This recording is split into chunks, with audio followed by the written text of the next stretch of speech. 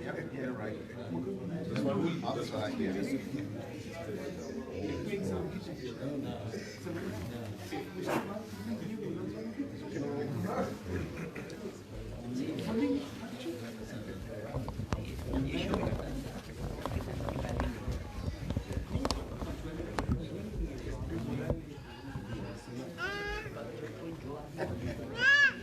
Assalamu alaikum wa rahmatullahi wa barakatuh. Alhamdulillahi rabbil alameen wa salatu wa salam ala ashrafil anbiya'i wal mursaleen wa ala alihi wa ashabihi ajma'een. Alhamdulillah, I can say that I'm very pleased to be back with you guys, honored actually to be back with you, our Bermuda family here again. Alhamdulillah, thank you for inviting me back. Thank you for the warm welcome.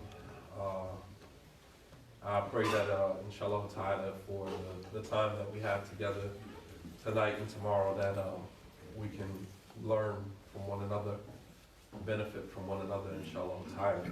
So, my discussion tonight with you guys was supposed to be, or is related to the roles and responsibilities of the fathers, sons, and husbands.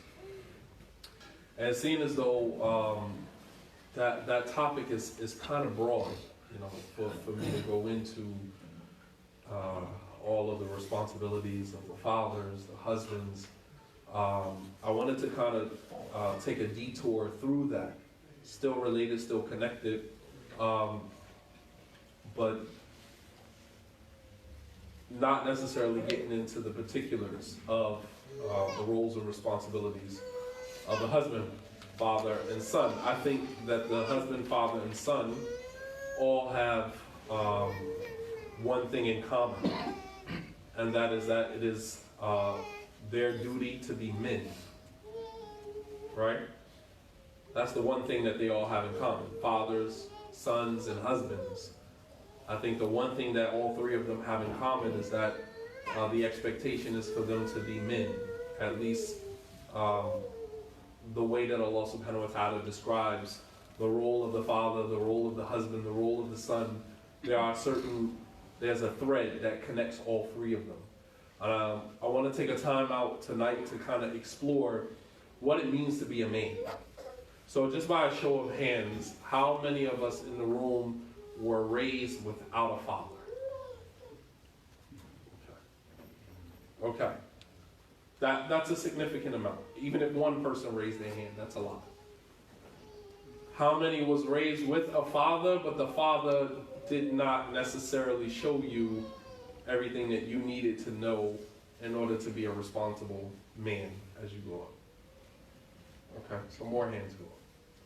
So although the father was there in the home, doesn't necessarily mean that, and that doesn't mean that it's a negative, it's not a negative reflection on your father.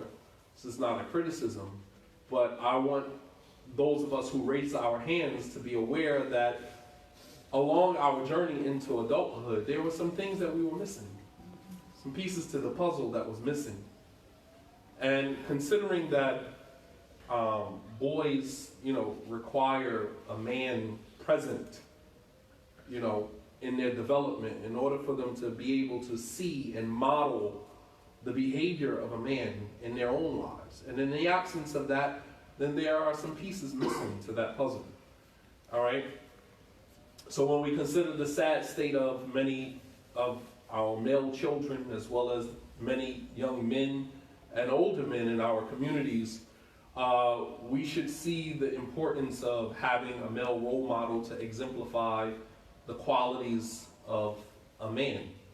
And as being a man is not a natural occurrence. You don't just become a man, right? Rather, it's something that is acquired through a process of observational learning. We watch men interact.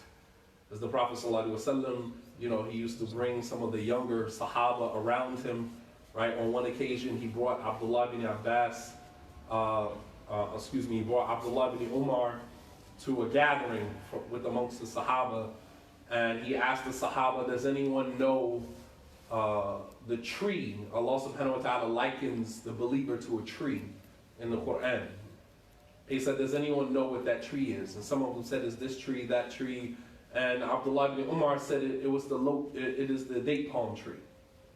And when he met Umar, his father, later on that day, he said, the Prophet brought me into this gathering with the elders and asked me a question. And, I was a little too shy to answer the question, but I knew the answer. And Umar said that it would have been more beloved to me and dear to me, for you to have answered that question in front of everybody, because that's his son. We want everybody to see that his son is around the Prophet ﷺ and learning. On another occasion, Umar radiallahu anhu, he brought Abdullah bin Abbas in a gathering with some of the elders, the OGs from the Sahaba, right? And the Sahaba kind of took issue with Umar, and they said, we have lana awlad mithlahu. We have children his age. Why are you bringing him amongst, the elders? And Umar said, does anyone know what the meaning of Surah Al-Nasr is? إِذَا جَاءَ نَصْرُ اللَّهِ وَالْفَتْحِ. Does anyone know what that surah means? So the Sahaba began speculating. Some said that it means that Islam is going to be victorious. Some said it means that Islam, many people are going to enter into Islam in droves. And then Umar turns to Abdullah bin Abbas, who's, a teenager at that time, and he says, tell me, oh young boy, what this surah means. And Abdullah bin Abbas, he said, this surah means the Prophet ﷺ is getting ready to die. Sahaba looked, what is he talking about? And Omar said, Wallahi, I don't know anything about that surah except what he just said. That's what I know the surah to mean. And Ibn Abbas said, I saw that Omar only did that because he wanted to show the elders, the OGs from the Sahaba, that I was someone that was eventually going to be a person of knowledge. So as you can see, and there are many examples, even Sulaym, the mother of Anas ibn Malik, when the Prophet ﷺ entered into Medina, Sulaym, Anas' father, Malik ibn Nadr, he didn't convert to Islam with her. And unfortunately, he was eventually killed, and that left Sulaym as a single mother.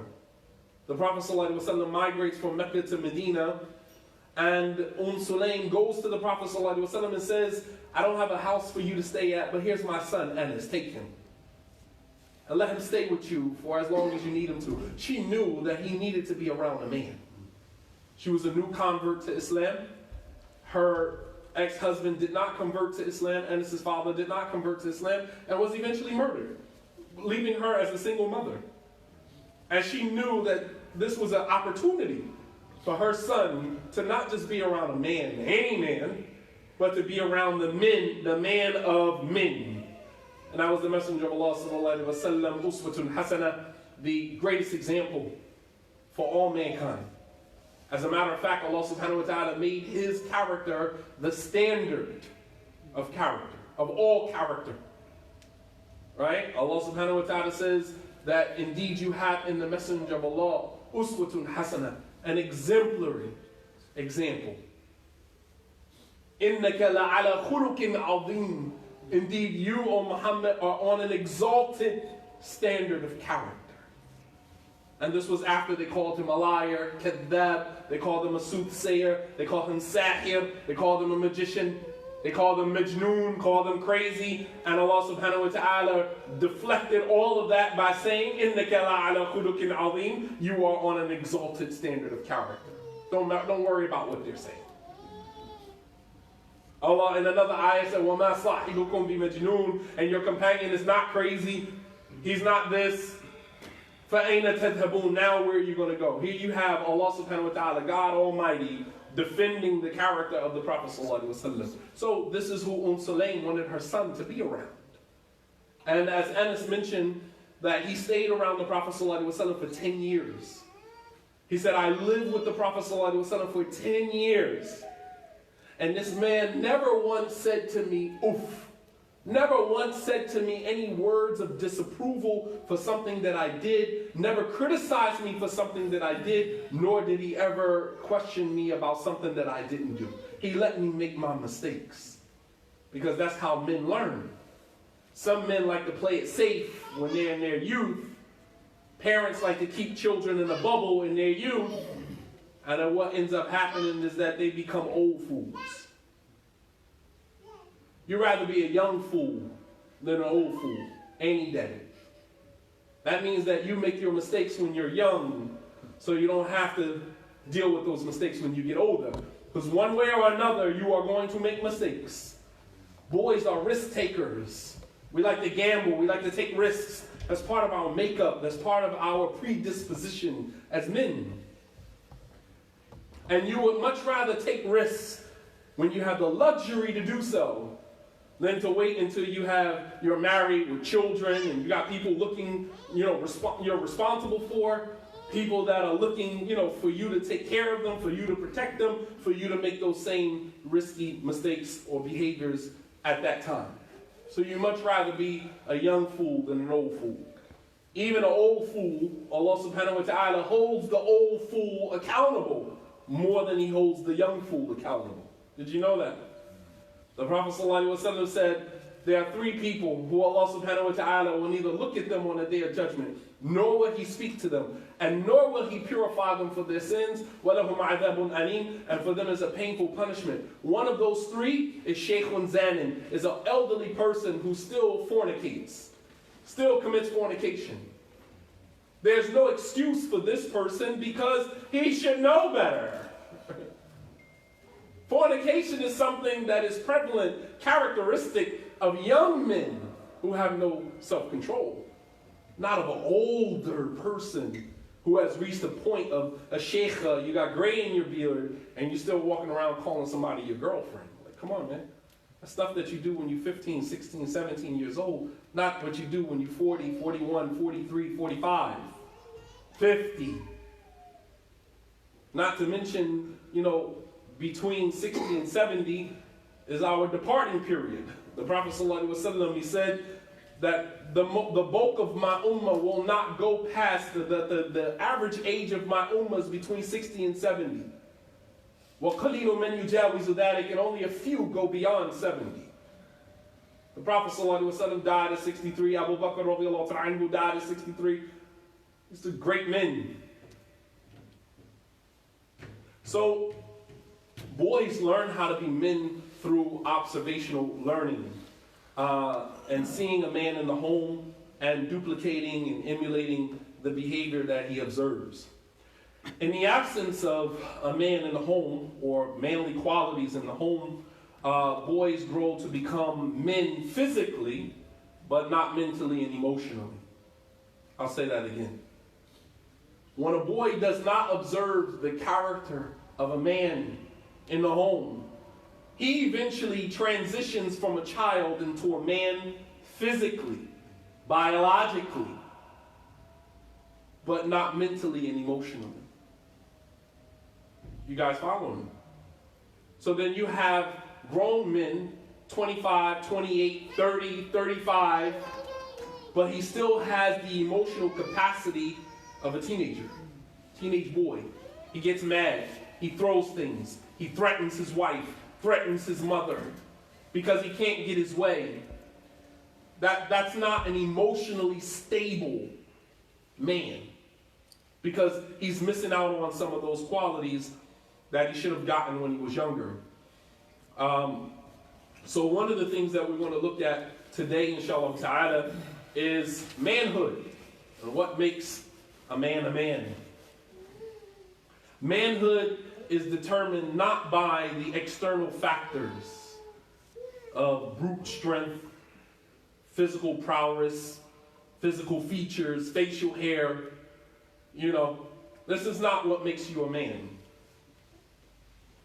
However, we have to realize that most of the qualities that make a man, or justifies his title as a man, they're more internal than they are external. Would you guys agree with that? Yeah. Anybody disagree with that? I want our young men to pay attention to this, especially those of you who are listening.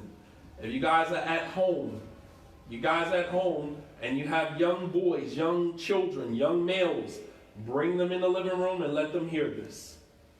Especially sisters that are home, you have young men at home with you, that you are trying to beat this into their heads and it just doesn't seem like they're getting it. Bring them in the living room, turn on the Periscope, turn on the Instagram Live, Facebook Live, and let them listen to this here. the qualities that are internal are the qualities that are connected to our moral fiber, which affects the way that we think, which in turns affect the way that we act, which ultimately is the driving force behind the way that we navigate through life. And those are the things that, demonstrate to everyone that we are actually a man. So let's look at the first quality that makes a man, and that is mas'uliyah, responsibility. Being responsible is at the top of the list of the things that makes a man a man. Allah subhanahu wa ta'ala makes a clear distinction between the two genders of male and female in the Quran by giving one more responsibility than the other, not solely based upon gender as some believe, but based upon the fact that Allah subhanahu wa ta'ala is prepping the male to be different than the female. Very famous ayah that many of us are familiar with, that we cite and quote all the time, is a statement of Allah subhanahu wa ta'ala where He says, "Ar-rijalu qawwamuna 'ala an-nisa bima faddala Allah subhanahu wa ta'ala bihi ba'dahum 'ala ba'd." Excuse me.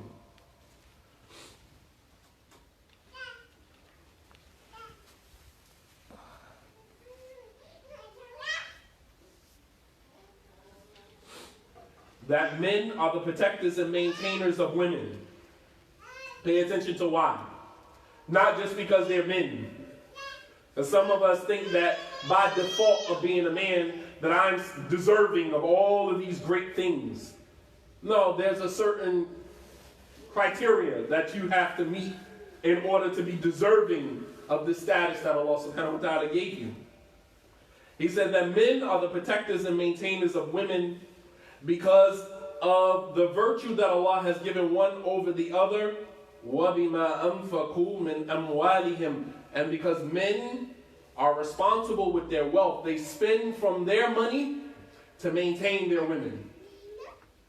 So the man who does not fulfill this responsibility does not deserve the status that Allah subhanahu wa ta'ala gave him in the marriage.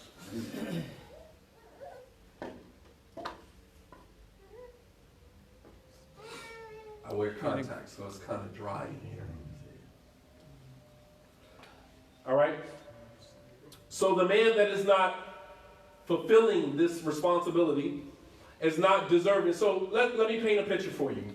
So if Allah subhanahu wa ta'ala said that men are the protectors and maintainers of the women, qawwama. In order for you to protect and maintain someone, you have to protect and maintain yourself. Before you can be responsible for someone else, you have to be responsible for yourself first. Does anybody disagree with that? How can you maintain somebody and your entire life is a mess? The maintenance starts with you as a man. Your affairs are in order. Your life is in order. To some degree, in order for you to step into somebody else's life and maintain somebody else's life. I don't understand why that doesn't make sense, that doesn't register with many of us. And when I say us, I mean just Muslim men in general. And then he said, because of the fadl, the virtue, the bounty that Allah has given one, the strength that Allah has given one over the other, and because the man spends from his wealth. So how does a man come home from prison and feel like he's entitled to get married?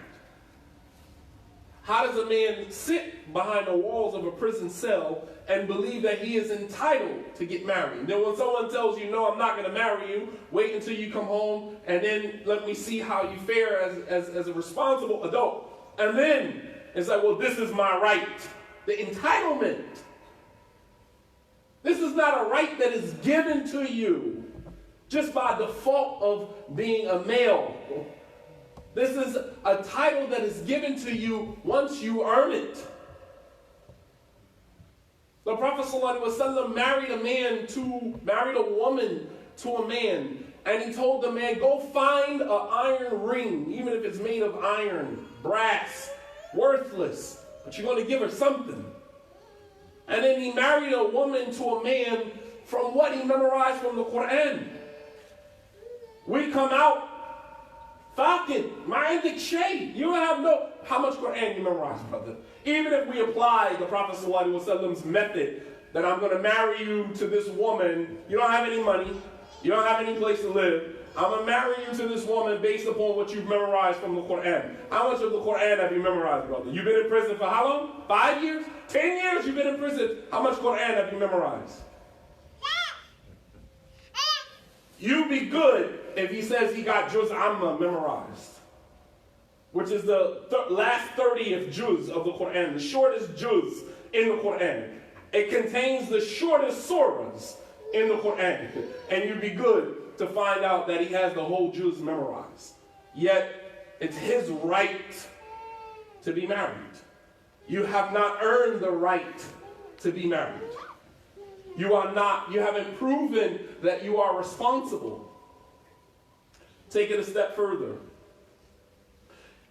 Even if we marry a man to a woman like this, she's going to make fun of him. She's not going to respect your so-called manhood.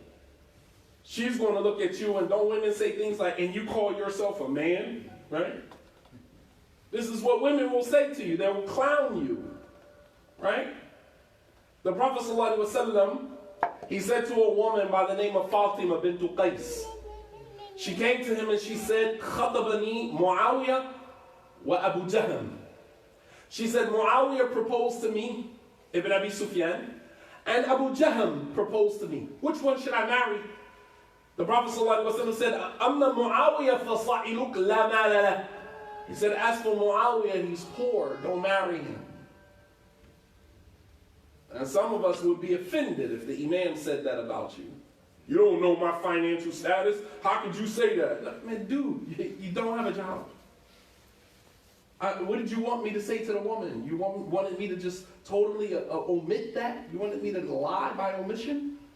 You wanted me to just overlook that? And now somehow you got an issue with me because I told the woman that you were broke, you didn't have enough money to get married?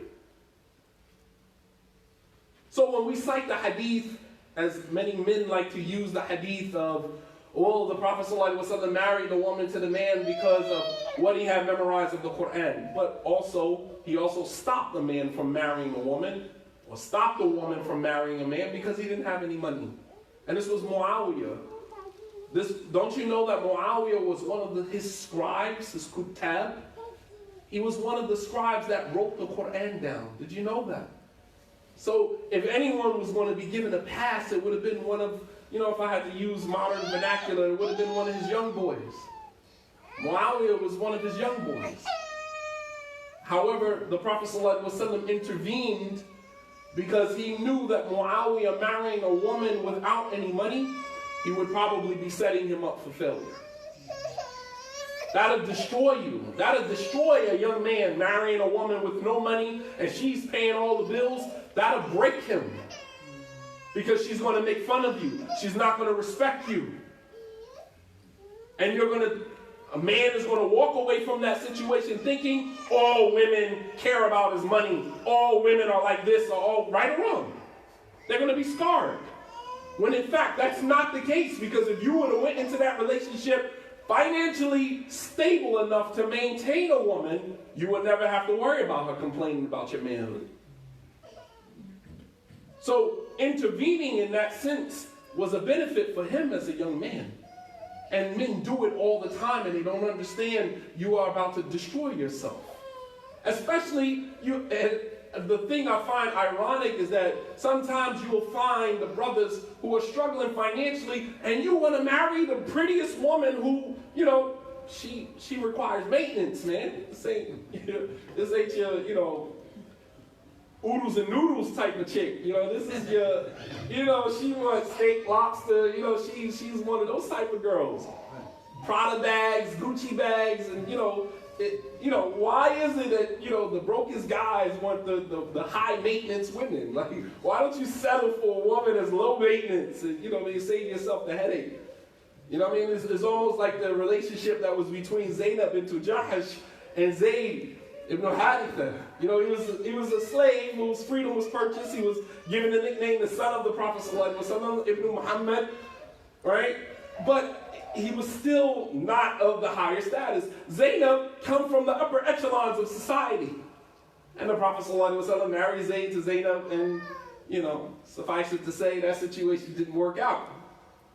Zainab was the same woman who used to brag to the other wives of the Prophet ﷺ that your fathers married you to the Prophet ﷺ. Allah married me to the Prophet from above the heavens. I'm better than y'all. This is the type of woman she was. You understand? Because Allah had revealed the ayat about the Prophet ﷺ marrying her. So, you know, keep that in mind. You know, when you are lacking in the qualities that validate, you know, or substantiate the title husband or qawwam or maintainer, then you don't deserve that. The Prophet ﷺ said, "Kullukum ra'in wa kullukum mas'ulun an ra'iyatihi." All of you are shepherds and all of you are responsible for your flocks. He said, "Ar-rajulun ra'in wa mas'ulun an ahli baytihi." A man is responsible for his household. Here again, that word responsibility. That word responsibility. And with responsibility comes accountability. With responsibility comes accountability.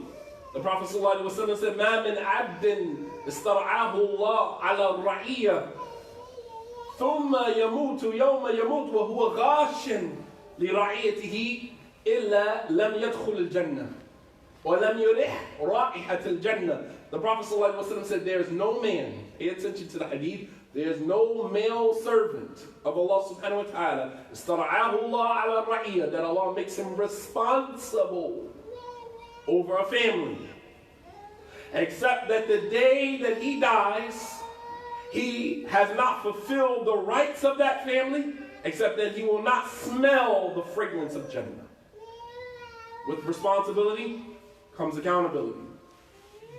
And you can think that standing up at night, making tahajjud, begging Allah for forgiveness, and praying, and you can think that will make all of your problems go away. I'm sorry, it doesn't. It doesn't.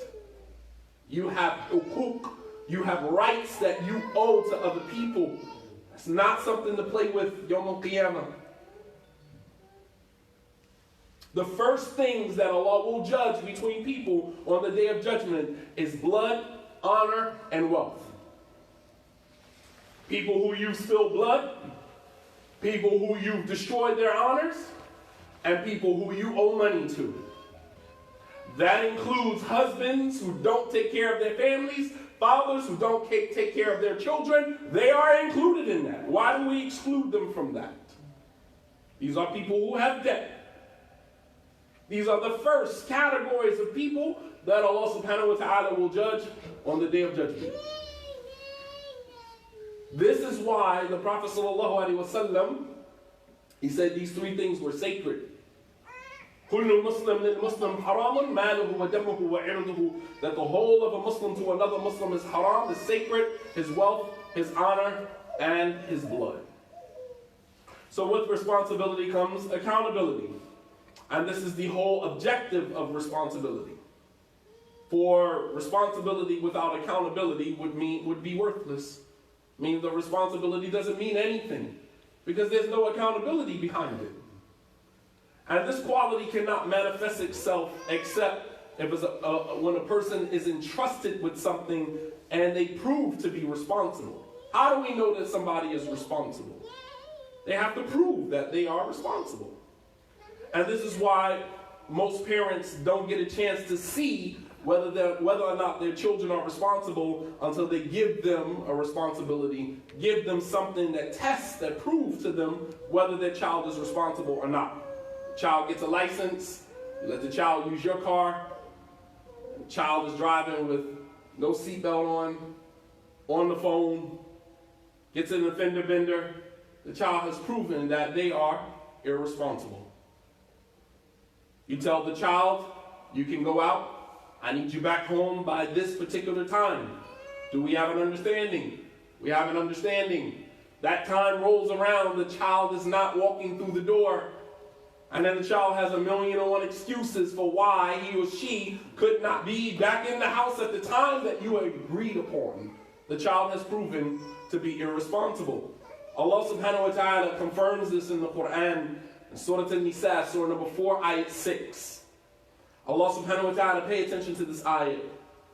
He says, وَابْتَلُوا الْيَتَامَى حَتَّى إِذَا بَلَغُوا النِّكَاحَ فَإِنْ آنَسْتُم مِّنْهُمْ رُشْدًا فَادْفَعُوا إِلَيْهِمْ أَمْوَالَهُمْ. Allah subhanahu wa ta'ala says, وَابْتَلُوا, test the orphans. Test the orphans. Those of you who have orphans in your home, test them. حَتَّى إِذَا بَلَغُوا النِّكَاحَ, until they reach the age of puberty. And notice Allah said the age, in the Arabic, He says, بَلَغُوا النِّكَاحَ. They reach the age of marriage, the marriage age, meaning they reach the age of puberty, where they are ready. They start to recognize that they need to be in relationships with one another. فَإِنْ آنَسْتُم مِّنْهُمْ رُشْدًا, if you see that they are responsible, فَادْفَعُوا إِلَيْهِمْ أَمْوَالَهُمْ, then give them the money that they are due. Meaning, if an orphan, meaning the parents of the orphan, right, the father dies, leaves behind these children, but also leaves these children money. You take these children in, you raise them as your own. You do not give the children the money that their father left for them until you test them over and over again until you find that they are responsible. When you see that they are responsible, then Allah says, فَادْفَعُوا إِلَيْهِمْ أَمْوَالَهُمْ, then give them the money that their father left behind for them. You follow me? But we don't give it to them until we are sure that they are responsible. And there are many of us, we buy our children cell phones. The child, we find that the child is looking at porn, the child is looking at things that are inappropriate. We take the phone back and we do not give the phone back until the child has proven to us that they can be responsible with the cell phone. You look on the child's Instagram page, Facebook page, you see that they are posting things that are inappropriate. You close the page down as the parent, and they are not allowed to open up another page until they are proven to you that they can be responsible. They have to prove that they are responsible. Why can't we apply the same concept as it relates to brothers and sisters getting married in the masjid?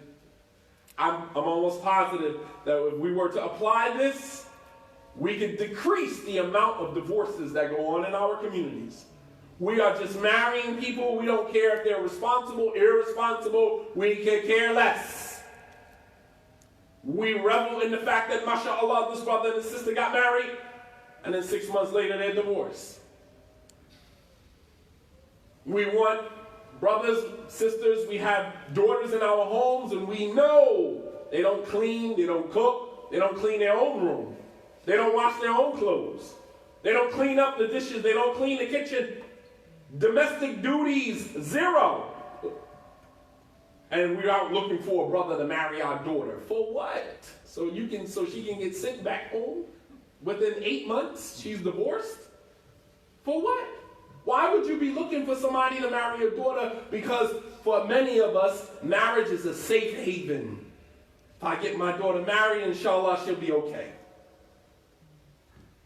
You didn't win. As a matter of fact, you're going to create more problems for yourself. Our children have to prove that they are responsible, just as responsibility is part of being an adult. Part of being a man is being responsible. Salamna, can we all agree to that? Yeah. All right? And responsibility, it has its, it has its traits and characteristics, proving that we've been responsible with certain things. All right? And as I said before, if there's no accountability with responsibility, then anybody could say that they are a man. Anybody could say that they are a man. As the scholars of hadith say about the isnad, the chain of narration, لولا الإسناد لقال من شاء من شاء. لقال من شاء ما شاء. That if it wasn't for the isnad, connecting the text all the way back to the narrator, if it wasn't for the isnad, then anybody could say whatever they wanted to say. You understand? So if it's not for accountability, then any man could claim he's a man. If there's no sin, no responsibility, any man could claim to be a man. But the fact of the matter is that you are irresponsible. Number 2, from the qualities that make a man, is prioritizing. And if we had to look at that in terms of, I'm talking about responsibility, we had to look at that in terms of a husband, a father, and a son. They all have that in common, that they all have responsibilities. A son has a responsibility to his mother, to his father. The husband has a responsibility to his family. And the father has a responsibility to his family, his children. All right? So all of them have that in common. Number 2, prioritizing. Prioritizing means to put things that are more important before the things that are important. And this also is aligned with being responsible. This is part of being responsible, is learning how to prioritize. Allah subhanahu wa ta'ala found fault with Bani Israel because they chose things that the earth produced instead of the things that Allah gave them. Allah bestowed upon them manna wa salwa, quails, and salwa, which was a type of fruit, halawa, that Allah sent down upon them. And rather than reveling in the fact that Allah gave them that, they wanted what the earth produces. They want lentils, they want onions, they want min basaliha wa kithaiha, to the end of the ayah. And it's like Allah subhanahu wa ta'ala revealed to Musa, and Musa says to them, قَالَ أَتَسْتَبْدِلُونَ الَّذِي هُوَ أَدْنَى بِالَّذِي هُوَ خَيْرٌ. Will you trade that which is greater than for that which is less than? This is prioritizing. Learning how to give importance to what is more important over what is important. We're not dismissing anything. We're not saying that something is not important, but we're saying that there are things that are far more important. Right? In the Arabic language, in the scholars of fiqh, they say taqdeem al-muhim, al-aham al-muhim. Giving precedence to what is more important over the things that are important. And one of the things that help us to prioritize our lives as men is being married, having children. We can no longer be reckless, not with money, not with our time, right? We realize that, we have to prioritize. Your friends say, hey, let's go hang out for a little bit. We pray Isha, let's sit around and talk. You know that your wife and your children are waiting for you to come home so they can eat. Your wife does not like to eat without you. And we'll delay it. Your wife is texting you, like, I'll be there, give me a few minutes. And you're giving precedence to what is important. Yeah, talking with the brother is important. But going home to your family is more important. And sometimes, as men, we get conflicted with that. But being married and having children, having people depend on you, helps us to prioritize. But it is also dangerous. Because as a man, sometimes we like to fulfill our family's every right. All right? And because of their dependency on us, it creates sometimes a conflict between what Allah subhanahu wa ta'ala wants and what they want. So sometimes we give precedence to what our families want over what Allah subhanahu wa ta'ala wants, which is why Allah warns us in the Quran, in Surah number 64, ayah 14. Allah subhanahu wa ta'ala says, Ya ayyuha alladhina amanu, inna min azwajikum wa awladikum aduwwan lakum fahdharuhum, wa in ta'fu wa tasfahu wa taghfiru fa inna Allaha ghafurur rahim. Allah subhanahu wa ta'ala, pay attention to this ayah, very important. He said, O you who believe, he's talking to the men, indeed amongst your women, in the men azwajikum, not all women, right? Allah always leaves room for the exception to the rule. In the men azwajikum, from amongst your wives, wa awladikum, and from amongst some of your children, aduwwun lakum, they are enemies to you. Fahdharuhum, be aware of them. But if you pardon and overlook and forgive, then indeed Allah subhanahu wa ta'ala is Ghafurur Rahim, forgiving and merciful, meaning to you. The scholars of tafsir, they explain this ayah by saying, a nafs مجبولة على محبة الأزواج والأولاد. The man, the soul of the man is naturally inclined towards loving his wives, his children. Men love their wives and their children. ولما كان النهي عن طاعة الأزواج والأولاد فيما هو ضرر على العبد والتحذير من ذلك قد يوهم الغلظة عليهم.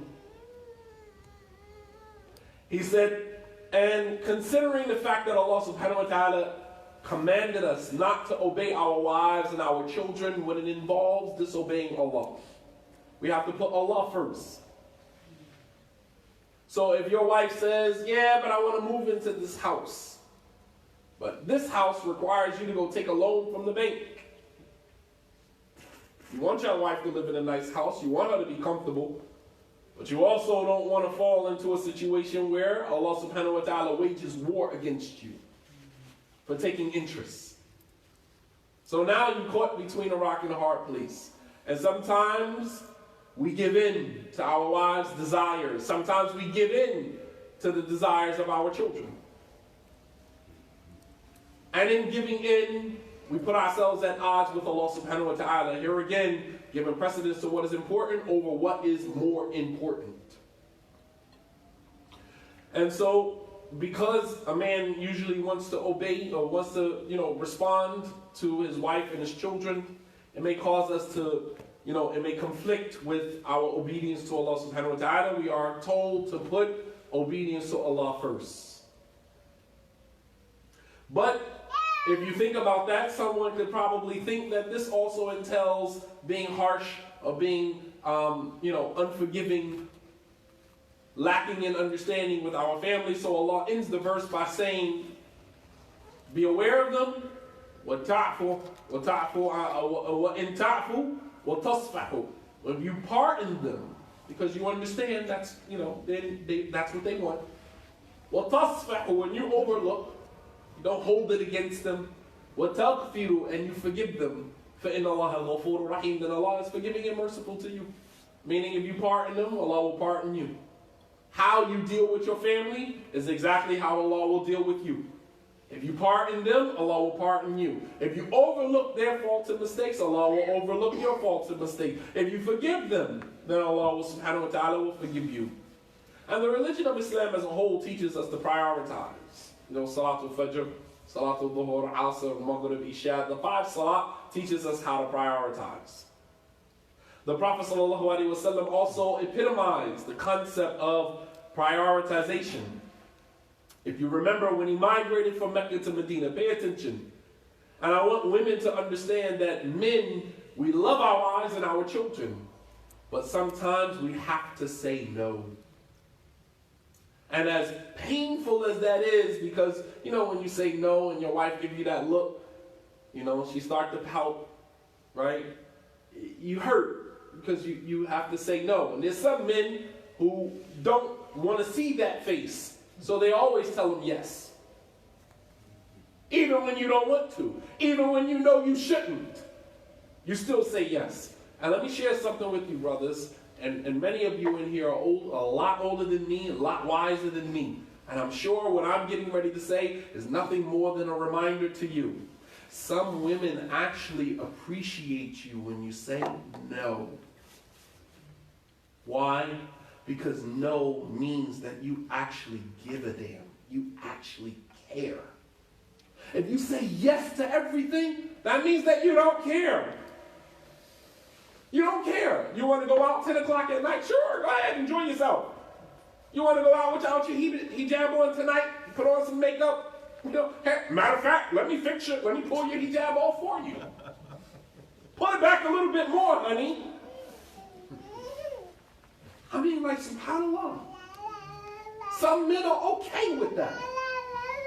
But real women think, or real women know that when their husband does say no, that he's only saying it out of love. He's only saying it because he really cares. Real women understand that. And so when you think back to the Prophet ﷺ, when he migrated from Mecca to Medina, at that time he had 2 wives. He was married to Sauda bint Zam'a, And he was also married to Aisha at that time. So he leaves Mecca, migrates to Medina. When he gets to Medina, he doesn't have a home, doesn't have a house to live in. And the first thing that he does is he lets his camel go. And he allows the camel, Qaswa, to walk wherever she wants. As he told the Sahaba, Da'aha فَإِنَّهَا مَأْمُورَةٌ, leave her because she is being commanded by a higher authority. Let her roam. And wherever she stops, that is where we are going to build the masjid. His wives are looking at him like, well, we don't even have a place to live. We don't have a place to live. The Prophet ﷺ gave precedence to the house of Allah over his own house. That's a man. Prioritizing. That's important. In many Muslim communities, we look to move towards, these posh environments, these neighborhoods, because we believe that, we're kind of keeping up with the Joneses, and we're so far away from the masjid. Right? You live in a nice neighborhood. Got you. Great for you. Happy for you. Hope that works out for you. But you move so far away from the masjid that now you see going to the masjid for the salat as a burden. It's kind of far. So you end up praying in your house. And then after time, because shaitan is working on you, you eventually stop praying altogether. Tell me I'm lying. That's the process. But then you have some people who move into an environment. They find a property. Even if it's a house, we need to make a masjid. We need to have a place where we establish our salah. I'm forgetting the brother's name, the masjid that we were here for before. Amen.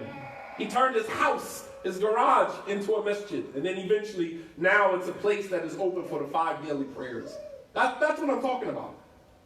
Prioritizing. I'm sitting on a property, I have a garage. We need to pray. I'm going to turn my garage into a musalla and then eventually add some things to it till it's a full-blown masjid that we pray in 5 times a day. Prioritizing. The Prophet ﷺ migrates from Mecca to Medina with no place to live. And the first thing he works on is building the house of Allah before he even built his own house. That is the quality of a man. Right? Give you another example, just to make it crystal clear. The Prophet ﷺ gave precedence to the safety and security of his own community over his own title. When he was signing the peace treaty of Hudaybiyah, he took some of the Muslims, 1,400 Muslims.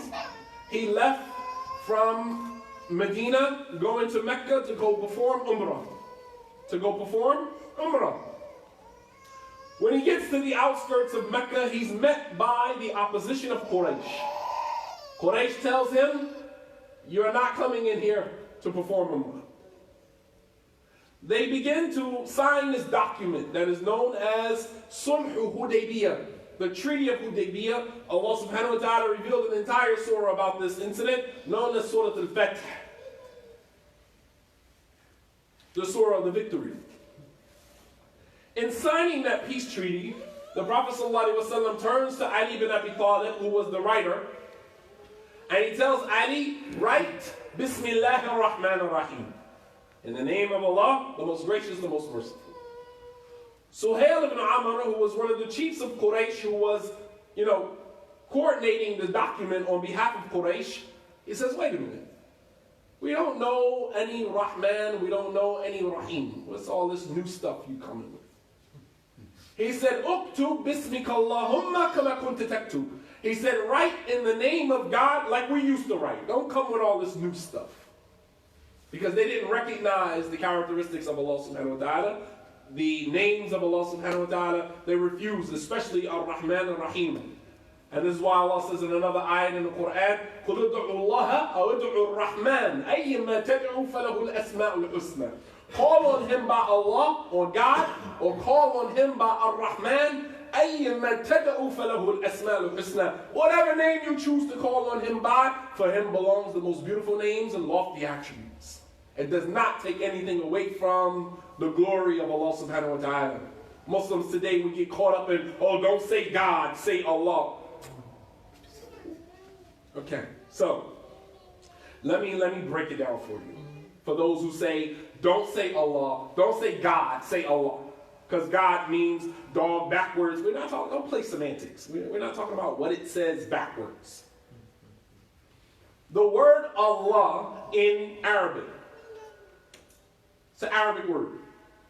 It consists of a few Arabic letters. Alif, Lam, Lam, Ha. Makes up Allah. The second Lam, there's a shadda on Allah's name, so it's removed. Because if you put a shadda on the Lam, that means that you pronounce it twice. Allah. Right? If we separated those letters, the Alif Lam, which in the Arabic language is called the definite article, means the. That's how you make something specific. ذَلِكَ الْكِتَابِ. That is the book. Or this is the book. Al-Kitab. The book. Alif Lam makes something specific. It's the definite article in the Arabic language. Al meaning the. That's the Alif and Lam. And then there is another Alif in the middle. And another Lam and a Ha. Alif, Lam, Ha means Ilah.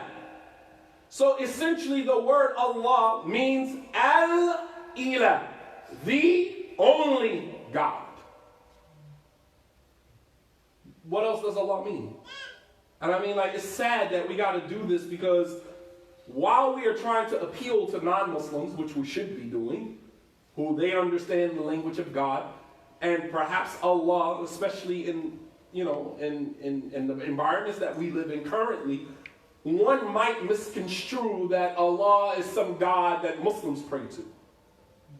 So we have to keep in mind that the people that we are trying to appeal to, non-Muslims, people who are not Muslim, who know very little about our faith, we want to use a language that can appeal to them and pull them in.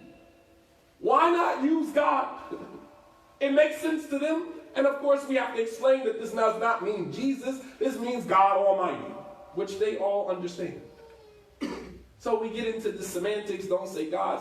So sometimes I use the phrase God. I stream it live. We have people who are not Muslim who are listening and who have actually enjoyed the information that, that comes from our religion. The truth is the truth. It's not something that you can deny. So it's not something that we should, kind of play around with. But Al-Ilah, Allah, means the only God. That's what it means.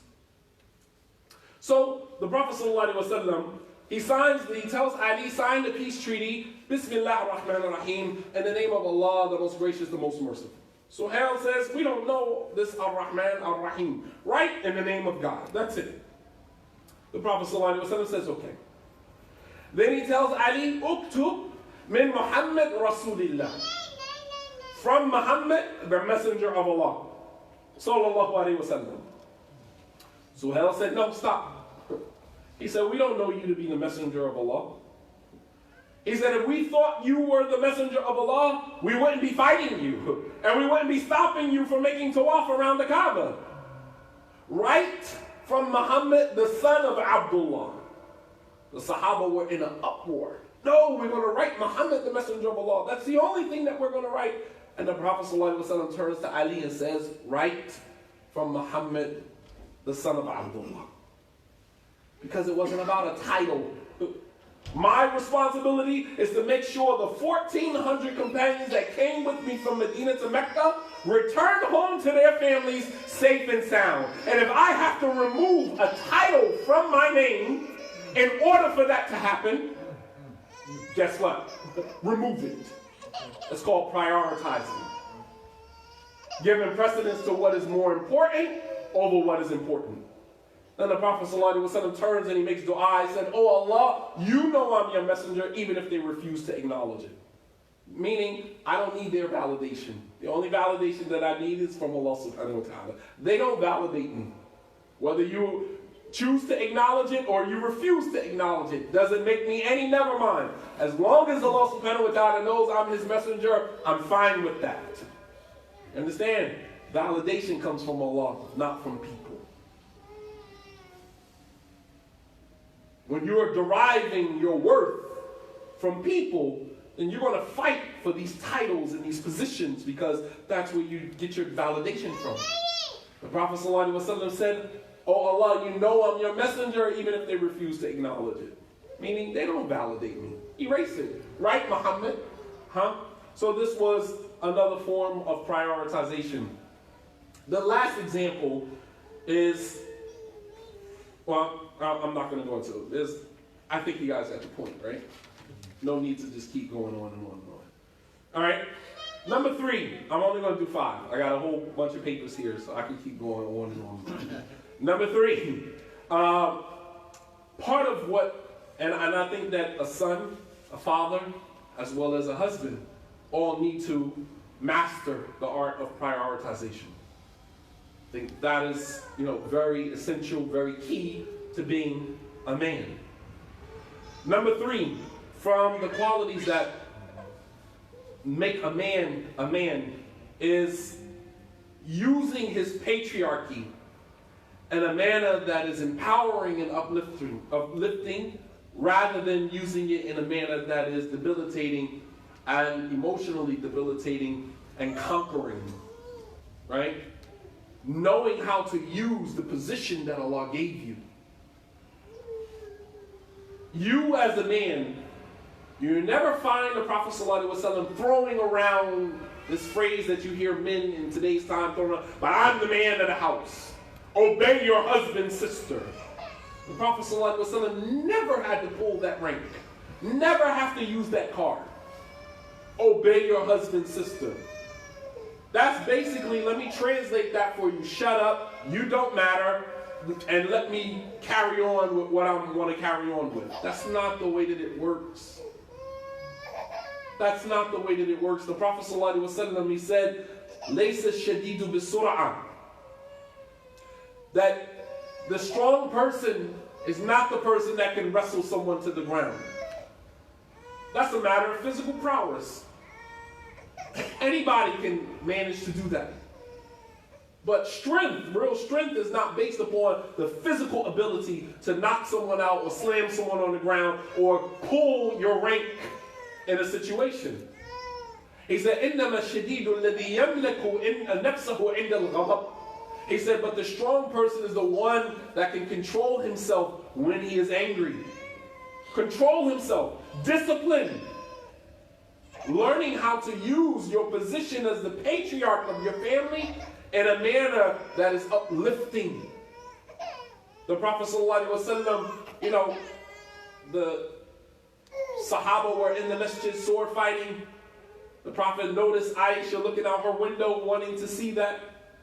And he tells Aisha, come. You want to watch? Come. And he kneels down. Look at, this is real strength, right? Because he could have said, Aisha, close the curtain. These are men out here. Why are you looking at the men? Fear Allah. He could have said that. Close the curtain. Go inside. What are you looking at the men for? Fear Allah. But the Prophet ﷺ, he wasn't insecure. You want to look at entertainment? You want to be entertained? Come. You open the door, tell her, come out. And he kneels down. This is a man. He kneels down. Aisha gets behind him and puts her cheek up against his cheek. And he sits there and allows her to watch. And then he turns and he asks her, after some time, you finish? She said, yes. Okay. He lowered his wing of humility. That's what real power looks like. Real strength is not to conquer someone and make someone feel the weight of your authority. Real strength is about paving the way so that people who may not have the authority that you have can enjoy your position, can enjoy what you offer from your position of authority. You guys follow me? Making sure that they are comfortable, not that they feel the weight of your authority. Some men just throw around their authority all the time, very recklessly. The woman has to know that you're the man. I got it. You're the man of the house. You understand? So it's very important that, we don't make our wives feel, the weight of,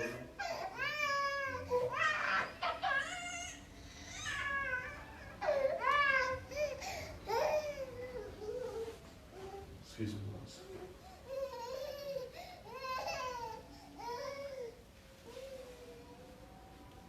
That we don't make them feel the weight of our authority.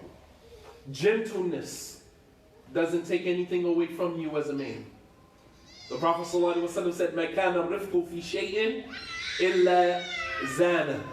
That gentleness is not put into anything except that it beautifies it. Gentleness is not put into anything except that it beautifies it. There were many times in which the Prophet ﷺ could have taken a position of where the person felt his authority, but he always took a position of humility and gentleness, and it didn't make him any less of a man. Real strength is not your ability to conquer your opponent, but real strength is when you choose not to, even when you have the power to do so. And this even relates to the young men and how he deals with his mother. You have some young boys, especially boys that are sons to single mothers. And they wait until they get to this place of about 14, 15, 16, and they start to, the testosterone levels start to increase. The heart, these emotions, these chemicals his body is producing, and his mother has to feel the weight of his newfound authority as a young man. Talking back to his mother, ignoring his mother, disrespecting his mother, God forbid, using profanity when he talks to his mother, and he thinks that makes him a real man. Not realizing that what makes him a real man is humbling yourself to your mother, understanding her situation. As Allah subhanahu wa ta'ala described Prophet Isa alayhi salam in the Quran, he said, as Isa says in his own words, "Barran biwalidati, walam yaj'alni jabbaran shaqiyya. والسلام علي والسلام علي يوم ولدت ويوم أموت ويوم أبعث حيا ذلك عيسى بن مريم." He said, "Barran biwalidati, I am dutiful to my mother." Maryam was a single mother mentioned in the Quran. Isa was born to a mother without a father. So that means that out of all of the women that Allah mentions in the Quran, Maryam was the only single mother mentioned in the Quran. And not only was she just a single mother, she did that by herself, not even with her family. At least Musa's mother, although there's no mention of Musa's father in the Quran, but at least Musa's mother had her sister, had Musa's sister, who eventually followed the basket down the Nile River to find out where the basket ended up, and went back and told her mother. She at least had some help. Maryam had no one. No one. And subhanAllah, the first quality that Allah subhanahu wa ta'ala, one of the main qualities that Allah mentioned about Isa is that he was dutiful to his mother, respectful to his mother. And then he said, وَلَمْ يَجْعَلْنِي جَبَّارًا شَقِيًّا, and he did not make me a wretched tyrant in dealing with my mother. Talk about a young boy in the home with his mother. I mean, if some of the four walls of our homes could talk, they would tell stories of young men who abused their mothers, believing that that is them, coming into their newfound authority as a man.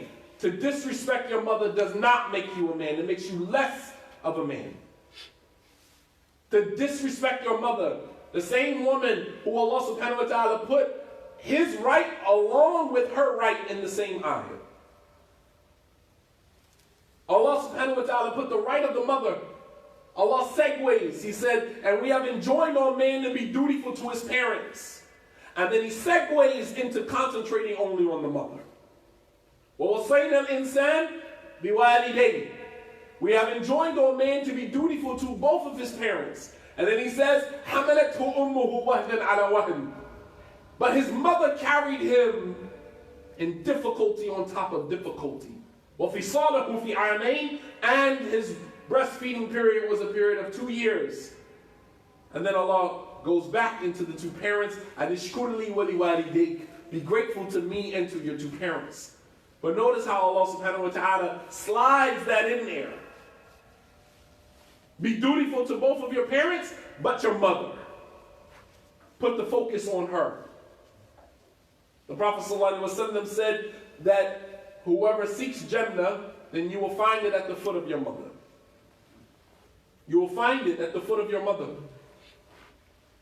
And sometimes young men, they believe that they have to confront their mother with the same energy. Yes, some mothers, some parenting that mothers use, not mothers, but some parenting styles that mothers choose to use can be very toxic. It can. Toxic parenting. I'm not saying some mothers are toxic. I'm saying the style of parenting that they use is toxic. Without a doubt, it can be. But as a young man, you have to realize that that is just temporary. There's going to come a time when you are going to move out of your mother's home. And you are going to move on and start your own life. So that's temporary. It's just a temporary time. And during that time, you learn how to humble yourself. You don't understand what your mother is going through during that time. Why she's in that situation. We just see our mothers without our fathers around, and we just automatically assume our fathers ain't nothing. Our fathers don't care. And the mothers, they're stupid for being with him. Well, if they're stupid for being with him, you wouldn't be here. Obviously, they did something right. And you have some young men who will even refer to their mothers as being stupid. SubhanAllah. But it's important for us not to allow, the people that are, in our care and that are our responsibility to feel the weight of our authority. Lower your wing of mercy and humility. All right, and that goes for fathers to their daughters, right? Sometimes as a father, you're dealing with a teenage daughter and you're getting a lot of opposition from her. Sometimes just take a moment to hear her out. Take a moment to hear her out. The opposition that a lot of fathers find from their teenage daughters, the opposition is a lot of times due to a lack of hearing her out. There's nothing that creates frustration in the mind and the heart of a child than not being heard. I know because I was one of those teenagers. You're dealing with parents who, listen, girls, they don't care. They will get to a point, 17, they care about your rules, take your rules and shove it. I don't care about your rules. Oh, this is your house, I gotta leave? Okay, I'm packing my stuff and I'm going. They don't care. And all it takes is for a moment for you to hear the person out. Just to be heard. Look at the story of Khawla bint Tha'laba. When she felt like she wasn't being heard. Her husband had pronounced Zihar, you are to me like the back of my mother, which was a pre-Islamic way of a man divorcing his wife but not really divorcing her. So he comes back and he wants to be intimate with her and she refuses. No, not until we go to the Prophet ﷺ to find out whether we're still married or divorced. Khawla goes to the Prophet ﷺ and says, my husband did this, are we still married? The Prophet said, all I know is you guys are divorced. She said, yeah, but Allah didn't reveal anything to say that that counts as a divorce. The Prophet ﷺ said, Khawla, all I know is you guys are divorced. She said, SubhanAllah, I gave this man my child. He wanted babies. I gave him my body. I had baby after baby for him. And now he waits until I get older and he wants to do this to me. She said, Wallahi, I will not move from this spot until Allah subhanahu wa ta'ala hears me. Until my voice is heard.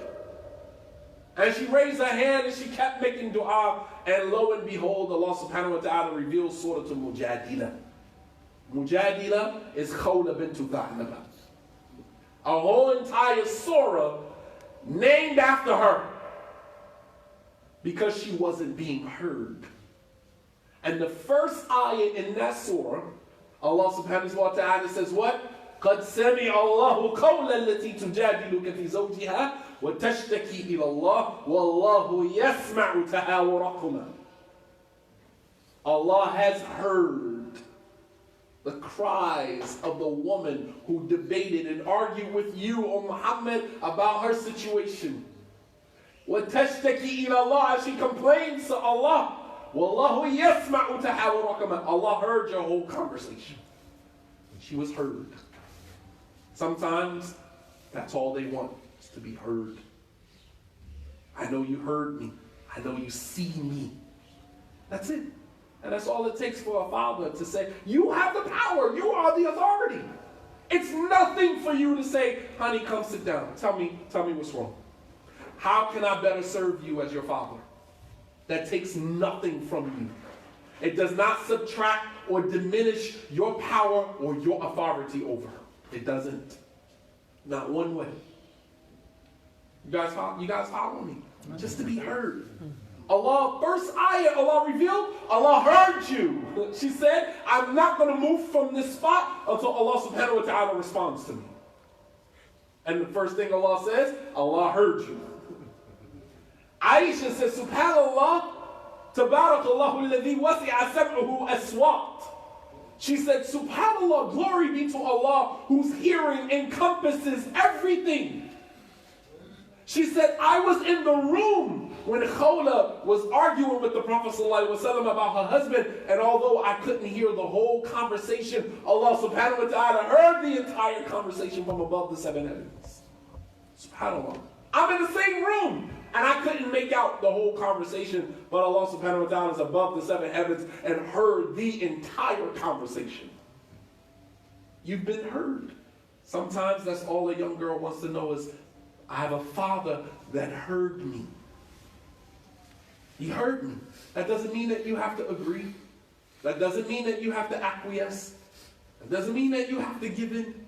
But what it means is that you heard your baby girl. She's crying for your attention. She's crying for your love. She's crying for you to give her an ear. That's all she wanted. A lot of times when you see children rebelling or children, this oppositional, defiant behavior, all of that is a cry for help. A cry for attention. That's it. If you don't believe me, go home. If you're having this problem, go home, take some time out of your life.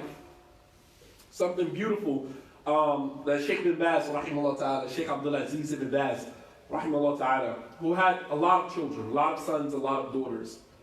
And one of the things that I translated his biography one time. And one of the things that he used to do with his children is that he would set aside certain days for his daughters and certain days for his sons. Certain days, I believe it was Thursdays, Yom al-Khamis, which was the first day of the weekend in Saudi Arabia, right?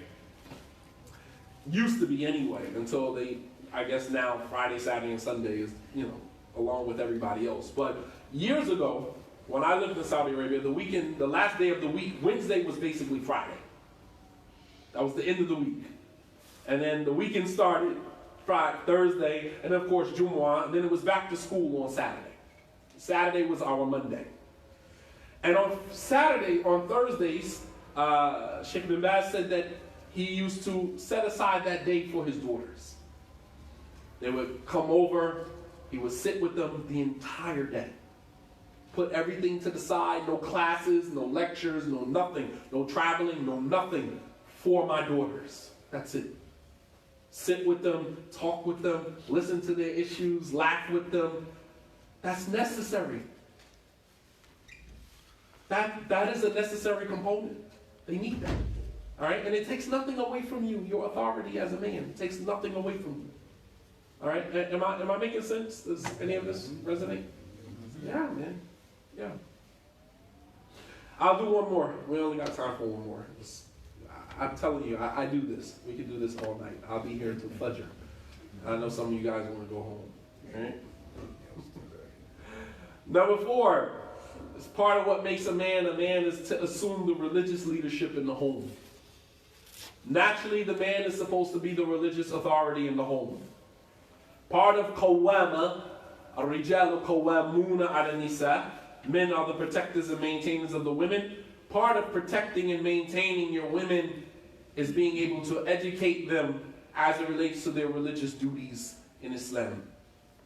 So quite naturally, this also applies to the religion as well, when we talk about protecting and maintaining. In most instances, the woman is looking for a man to be on top of his religion. Why? Because it brings a level of comfort to the woman to know that she's married to a man who understands his deen, knows how to navigate his way through his religion, knows his Lord subhanahu wa ta'ala, and can direct her to Allah subhanahu wa ta'ala. This brings a level of comfort and satisfaction to the heart of any woman.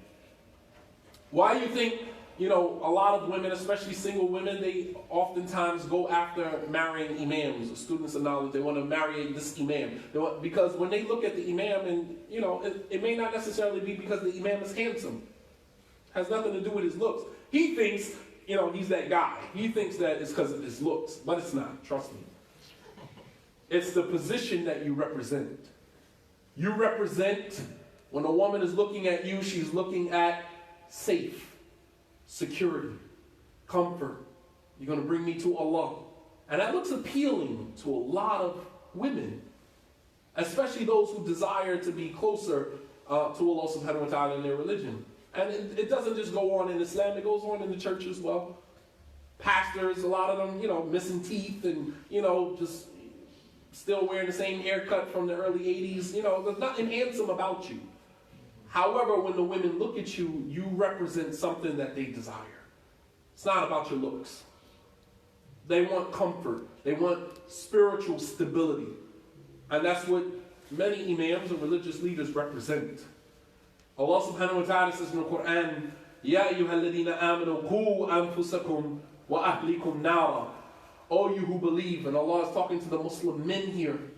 He said, O you who believe, qu anfusakum wa ahlikum nara. Save yourselves and your families from a fire whose fuel is men and stones. Upon it are angels that guard over it, who are stern and firm, and they do exactly what Allah commands them to do. That is what your responsibility is as a man. Here again, along the lines of responsibility, is to be the religious figure in your home. And unfortunately, you have in many masjids and many Islamic gatherings and conferences and lectures, you'll find many of these events overly populated with women. Where are the men? Because in many instances, we have this attitude, nobody can teach me anything, I got it all figured out, I'm not going to sit in front of another man to try to teach me my religion. But you should.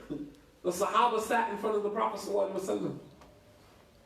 Many elders from amongst the scholars of Hadith sat at the feet of Imam al-Bukhari. Muhammad ibn Ismail, who was a kid, memorized the whole lesson of his sheikh off the top of his head. And they would sit at his feet and listen to Bukhari run off hadith after hadith after hadith from his memory. Meanwhile, his sheikh is sitting there reading from a book. Imam al-Bukhari is sitting in the class correcting his sheikh from his memory while his sheikh is reading from a book. So don't tell me that you're too big to sit in front of someone and learn your religion. The Prophet ﷺ sat with Jibreel and learned this deen. The Sahaba sat with the Prophet ﷺ and learned this deen.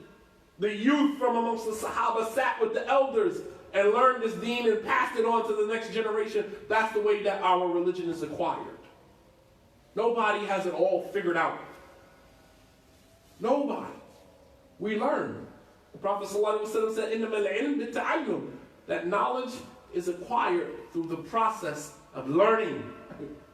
Knowledge is acquired through the process of learning. Nobody just goes to the store, buy a bunch of books. I don't need to go to the masjid. Sister telling you, come on, honey, let's go to the masjid. There's a lecture time. I'm not going down to the masjid. And we come up with 1,000,001 excuses for why we don't want to go learn. Or I don't like that brother. Or I don't listen to that brother. Or this people said this about him. And this person said this about him. Nah, you can save all of that for the birds. The fact of the matter is that you do not want to learn. And the fact of the matter is that many brothers have allowed their women to assume the religious authority position in their households. I'm not lying. They know more about the religion than you do. And we hate when we're corrected. We hate when they correct us. Oh, well, where you get that from? Shadi Muhammad? Now worry about where she got it from. The information is the information. Don't worry about where she got it from. Because then you got the brothers who try to mock them and make mockery of them and because they like to listen to this brother or that brother. And the fact of the matter is she's acquiring knowledge. She's doing exactly, following the protocol that the Prophet ﷺ told her to follow in order to acquire knowledge of her religion. And you shame her for it. You blame her for it. You criticize her for doing that. But there was the daughter of, not Hassan al-Basri, it was another companion, another tabi'i. I'm forgetting his name. Anyway, Sa'id ibn Musayyib, right? He was one of the great scholars of hadith, right? And one day he wanted to marry his daughter to one of his students. He went to one of his students one day after a lecture and he said, "Are you married?" And the young man said, "No, I don't have any money. Who would marry their daughter to me?" And Sa'id said, "I'll marry my daughter to you." It's like, what? You'll marry your daughter to me? This is Sa'id ibn Musayyib. You will marry your daughter to me? Say, yeah, I'll marry my daughter to you. You got 3 days to go get your affairs in order. He went and got his affairs in order, borrowed money from his family, trying to fix his house up, young guy, trying to get ready for marriage. He's sitting at home one day, he hears a knock at the door. He gets up, goes to the door, he says, "Who is it?" It's Sa'id ibn Musayyib. Sa'id said, "I'm here with your bride. Take your wife." He opens the door, Sa'id pushes his daughter in, there you go. Long story short, they do what two married couples do, what married people do. Wake up the next morning. He's putting on his clothes. The daughter looks at him and says, "Where are you going?" He said, "I'm going to the dars of Sa'id. I'm going to the lesson of your father." And she said, "Ijlis, inni u'allimuka ilm Sa'id." She said, "Sit down, I'll teach you the knowledge of my father. You don't need to go learn from him no more. I got all the knowledge of my father. You don't need to go sit with my father no more. My father, all the knowledge you're getting from my father, he taught me. You get it from me now." You understand? Why are we shaming women for learning their religion? Isn't that what we prayed for? Didn't we all make dua at one point or another as single men that Allah bless us with a beautiful, righteous Muslim sister who knows her deen, who wears hijab, right? I give you the whole profile. I already know. I made the same dua. Made the same dua, right? But then when we get that woman, we don't nurture that desire to learn.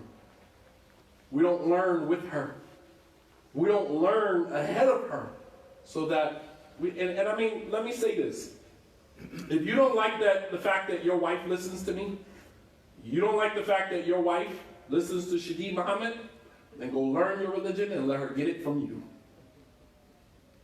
That's a real simple solution. Don't keep saying, "Oh, I don't want you listening to this brother, he's astray. I don't want you listening to this brother because he's this. I don't want." Well, then you love your religion and you teach your wife. How about that? Yes, sir. You go and invest some time out of your life studying the religion, investing in that, which is an investment in your own self and your family, and teach your own wife so she ain't got to go listen. Do you think my wives listen to anybody other than me? No, I'm not joking. I'm dead serious. Do you think my wives listen to anybody other than me? And I'm not saying that arrogantly. But I'm saying that as someone who they trust that I know my religion. And if I don't know, I'll go find the answer for you. I study part and parcel because I'm afraid that one day they're going to ask me something that I don't know. And I don't want, you know, as the Arabs say, sakata min aini, I don't want to fall from her eyes. I don't want to fall from their eyes. I want to be that guy that they feel like they can go to for Islamic knowledge. But my wives don't listen to anybody but me. Period. That's not because I told them to, but why look beyond when you got everything you need right here? That's like the wives of the Prophet ﷺ going to somebody other than him for knowledge about the religion. They married to the Messenger of Allah ﷺ. Name, you find any hadith where the wives of the Prophet went to anybody other than him to ask them about their religion? Not saying that I'm the Prophet, so I'm not equating myself to that, but I'm saying that when you learn, if you don't like the fact that your wife is learning from somebody else and you refuse to learn, then you should really have nothing to say. The only other solution to that is for you to go learn your religion yourself and equip yourself so your wife can learn from you. As a matter of fact, that's the way it's supposed to be. Where's the first source of her Islamic knowledge other than her husband? And when Allah subhanahu wa ta'ala says, "Oh, you men, save yourselves and your families from a fire whose fuel is men and stone. Upon it are angels that are stern and firm, and they do exactly what Allah commanded them to do." How do you think that process works? Except through knowledge, teaching them halal, haram, teaching them wajib, sunnah, teaching them all of the intricacies of the religion. So this is how you save your wives, your families from a fire whose fuel is men and stone. Through ilm, through knowledge. Nothing else is going to save them. Ibadah is not going to save them. Reading a bunch of books just to regurgitate what they read and sound intelligent is not going to save them. And the only thing that is going to save our families from a fire whose fuel is men and stone, upon it is angels that are stern and firm and do exactly what Allah commanded them to do. The only thing that's going to save our families from that is knowledge. Make no mistake about that. As Ibn Abbas anhuma said in the tafsir of this ayah, this means by ta'deeb wa ta'aleem, to teach your children, your family, adab, the etiquettes of Islam, and to teach them the knowledge of Islam. Al-adab wal-ilm. The proper Islamic etiquettes and the proper Islamic knowledge. That's the only way that happens. And I mean, I can go on and on and on about, giving out and assuming the correct position of leadership in Islam. And I'll stop here because I could just keep going on and on and on. I'm really drained at this point. You guys don't understand this stuff. It takes a lot out of you. Literally, when I got off the minbar this afternoon, literally my heart was beating so fast, man. I literally had to sit down for a second. And although, I'm talking to everybody, I'm smiling, deep down inside, I'm really hoping that I don't have a heart attack. I'm serious. We don't really think about all of the dynamics that go into lectures and talking. I can't speak for everybody else, but once I leave after giving a talk, I go home and I crash. I'm exhausted. It's a mental draining as well as physical. So we'll stop here, inshallah ta'ala. Wa sallallahu ala nabiyyina Muhammad wa ala alihi wa sahbihi wa sallam tasliman kathira. This talk was, alhamdulillah, I didn't want to dig in too deep with us as men, but sometimes we need that reminder. And I hope that that's all this was just a reminder. It's not me shaming anybody, not me trying to make anybody walk away and feel bad. I just want us to do better as men. This talk was designed solely for us. And I'm included in that. Although I'm the one that's giving the lecture, I'm the first one that I'm talking to. I'm the first one that I'm talking to.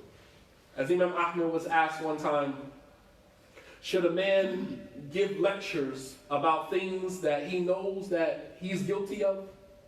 And sometimes that plays on your psyche. You say, well, how am I going to give a lecture about this when I know that I do that?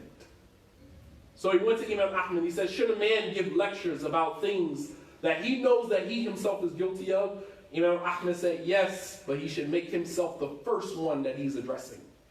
So don't stop giving lectures, but just make yourself be the first person that you are talking to.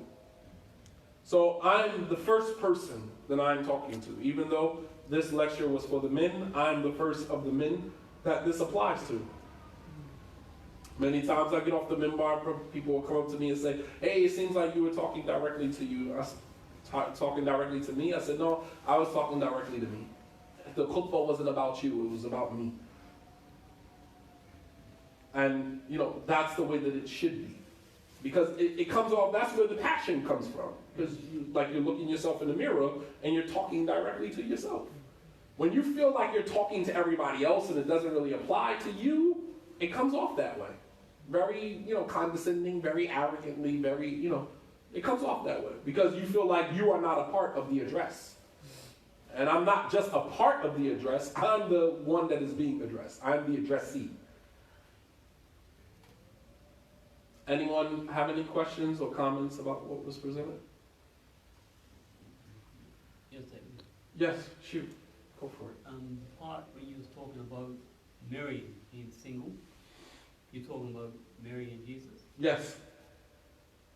My understanding in the Quran on that is that Joseph was the espousal of Mary and Mary was the espousal of Joseph. And it also goes on to say that Mary had additional children besides Jesus. It doesn't say that she was single. I never read that. I don't agree with it from what I've read. You're entitled to that. There are people that believe in the Immaculate Conception. I don't. I believe that Mary and Joseph are spousal of each other. And the Quran says that she had other children besides Jesus. The Quran does not mention that. It's Bible. Yes. That's the Bible, that's not the Quran. No, I've read it in there. Nah. I read it in the Quran. That's I'm not gonna. No, I didn't read it in the Bible. I read it in the Quran. I'm not gonna debate you on that. I don't debate because you have a point to prove, I don't have a point to prove. I simply said that it does not state that in the Quran. You said it does. So the onus of proof is on you, not on me. Yeah, because I've read it. It says it in there. Okay. So, would you kindly find that for me? There's a ton of Qur'ans right here on the table. If you could kindly find that for me. Yeah, but I mean, you don't have to do it now. At some point, I would like to see that because the story that I memorized in the Qur'an of Maryam I've got it marked out. does not have that. I've got it marked out in my Quran and then Okay. maybe tomorrow Inshallah. I'll show you. Inshallah. yeah, Yes. I have never read it in the Quran. I've read it in the Bible, but never. Never. The Qur'an doesn't mention it. Never. Trust me. Never in the Quran. Trust me. It doesn't mention it. Allah subhanahu wa ta'ala mentions in the story of Maryam that she left her community off to a place in the east. And in that time period where she was pregnant with Isa, that was all being done alone. Yeah, She gave birth to him alone, and she brought the child back to the community. And that's where a lot of her, anxiety, a lot of the stress came from, was bringing this child back to her community and not having any explanation for how it happens. And the Quran does mention the Immaculate Conception. Yes, it does. When she asks Angel Jibreel, how can I have a child when no man has ever touched me? You understand? That's the Immaculate Conception. No, I don't agree. Okay, cool. Yeah. Any other questions, inshallah? So you alluded to that, like, of course, man has a responsibility financially to support the family and to the woman, and then in a sense, like you also mentioned, like, well, marrying your daughter while she do not know anything domestic, really. Now, looking in the Western world where most of the time men and women both are working, how the balance in the family works, is that man is still a man, or that role of man is now, well, okay, mutual consent and then everything is equal. Any elaboration? Yes. That's a good point. He said that, in today's time, we're talking about, women being, domesticated in the home first, understanding how to cook, clean, and do all of these domestic duties. However, in this day and time, with a lot of the relationships between young people, that might not necessarily be a requirement. You know, the young man may himself, a lot of young men are domesticated. They know how to, you know, they're raised with single mothers and they know how to clean and cook and, you know, do all of those things for themselves. So in that case, you know, how do we reconcile that? Although that might be the case, it's still a good idea to make sure that the woman knows how to do those things. And I'm not saying that, you know, she should not get married until she knows how to do those things, but that's part of empowering her. You know, I mean, how would a, you know, I guess I come from a different generation, so, I mean, I know marrying a woman, for me, and she does not know how to cook, and I'm sure even if young men know how to cook, and they might actually be okay with cooking for their wives themselves, you know, it is a different dynamic. But for me, I know that that is a requirement, something that I require to be cooked for. I don't necessarily require my wife to wash my clothes. I actually wash my own clothes. I actually fold my own clothes and put my stuff away. That's not a requirement of me. But when you factor in children, right? Now when you think about children coming into the situation, they require cooking. They require washing. They require folding and laundry and all of those domestic things. I, as a husband, may not require that when it's just me and her. But when you factor in children coming into the picture now, they most certainly require that. And so what are we going to do now if a woman doesn't know how to cook, the man is, you know, at work, and she's home with the children and she doesn't know how to make basic eggs and bacon and sausage? I mean, like, that becomes problematic, you know, because now you have children in place. So I think teaching women these domestic, you know, things, I think it's empowering for them, and it equips them to deal with domestic life once they get married, whether the domestic life she marries into requires that or not. At least she knows how to do it, you know. And then vice versa with a young boy. Young boy might not be, you know, required. I mean, now today you have AAA, so he might not be required to change a tire. But it's always good for him to know how to do it. You never know. They may not have access to the AAA or, you know, some type of service that will come out and change the tire. And the woman might require, hey, you got to get out and change the tire. Well, I never changed the tire because I never thought, well, we have this app or that app. You know what I mean? Like, we can't use apps, social media, and modern technology to substitute for the basic necessities of being a man and being a woman. I don't think that you can just replace that. You know, it might not be a requirement, but it will definitely be a form of empowerment for them to know how to do it anyway, if that makes sense, any sense. And the other thing you mentioned about sort of man is responsible from the religious point of view as well, the religious affairs of the house. Where would you draw the line that kids and wife responsible for their own affairs? Like, would man be punished or really like get sin for the wrongdoings of his family versus he can be rewarded for the good deeds of his family? Like, where is their own accountability versus accountability to the Good man? question. Again, he said these are the type of questions that I like. I like these type of questions because they really make you think before you respond. He said, so as it relates to men assuming the religious authority in the home, where do we draw the line in terms of women and children being responsible for their own religious life and their own relationship with Allah subhanahu wa ta'ala, versus the man, you know, being sinful for the things that they do or being rewarded for the things that they do? Where do we draw the line?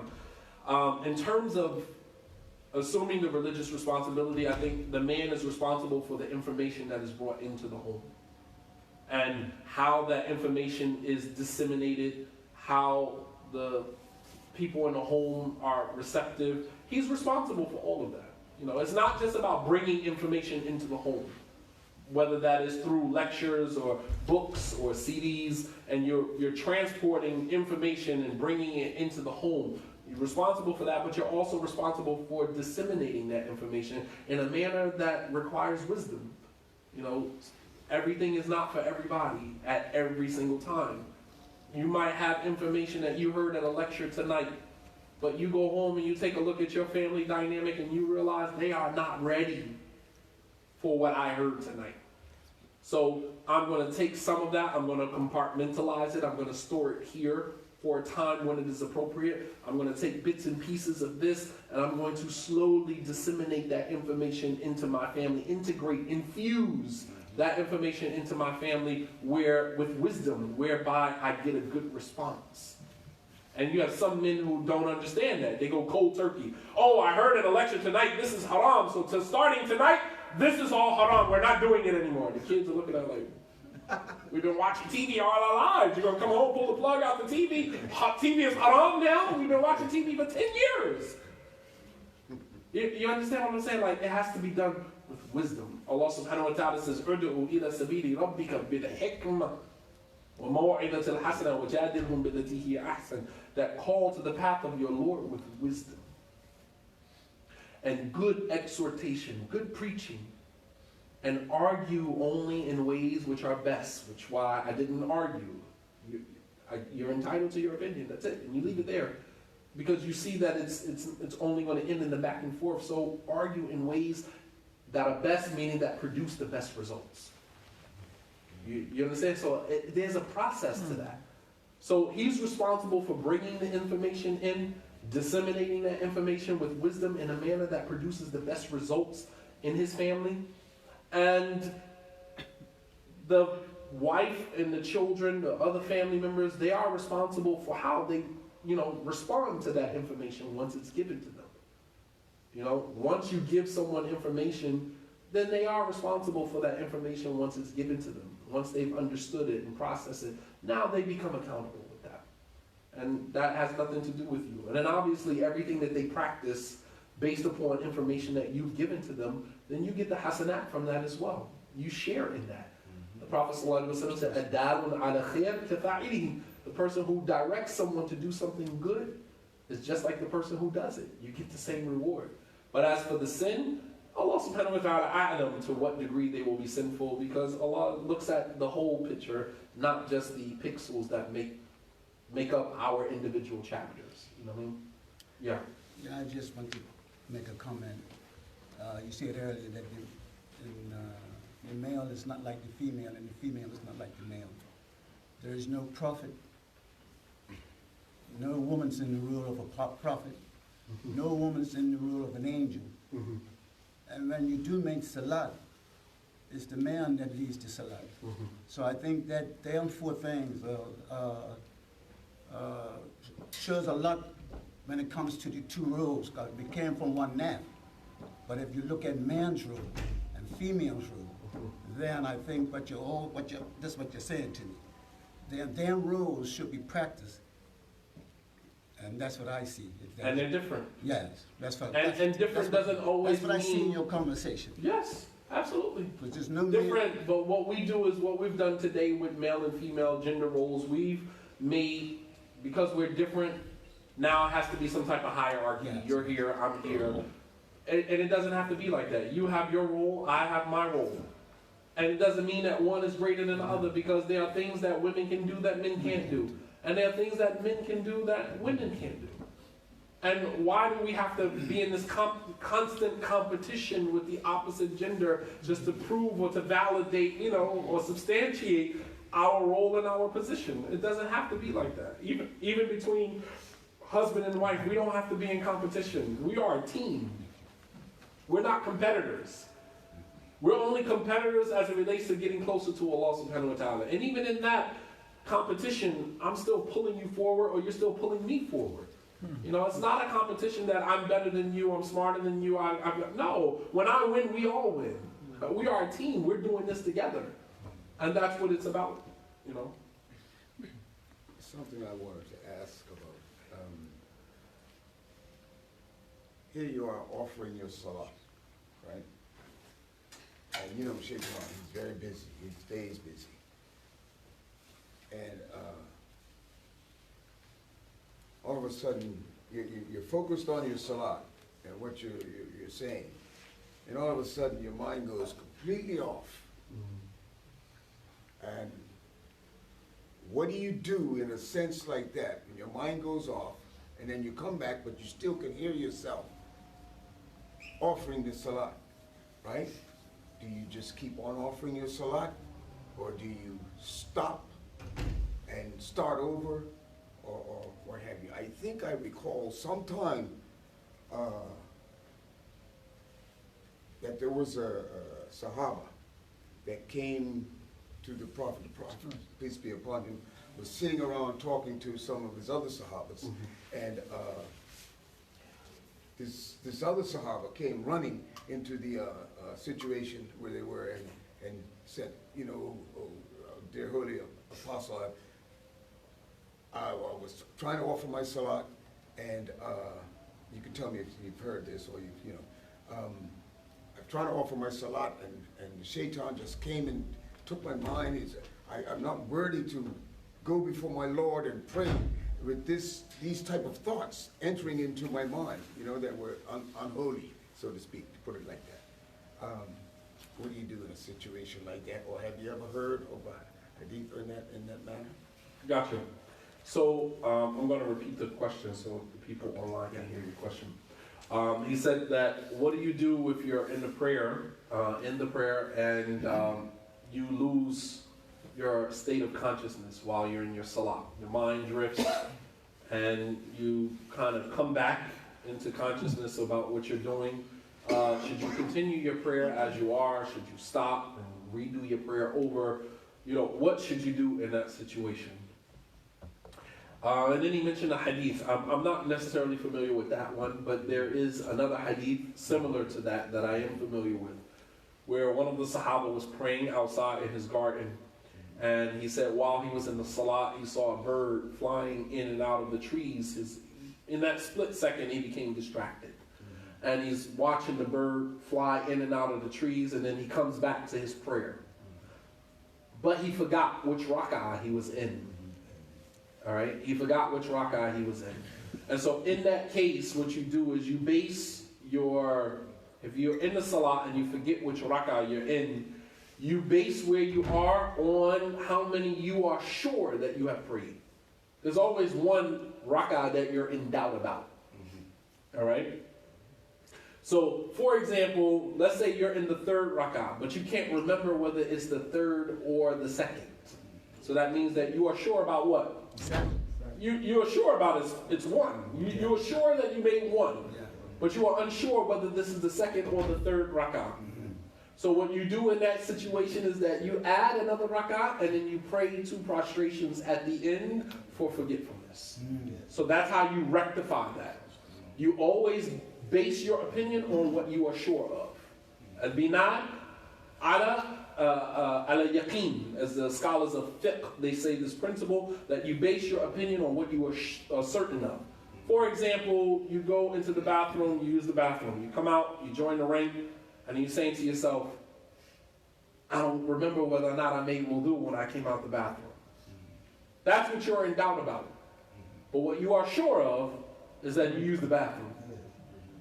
So what do? You make wudu. You base your opinion off of what you are sure of. You can't build anything off of doubt. So you are in doubt whether or not you made wudu. But what you are sure of is that you use the bathroom.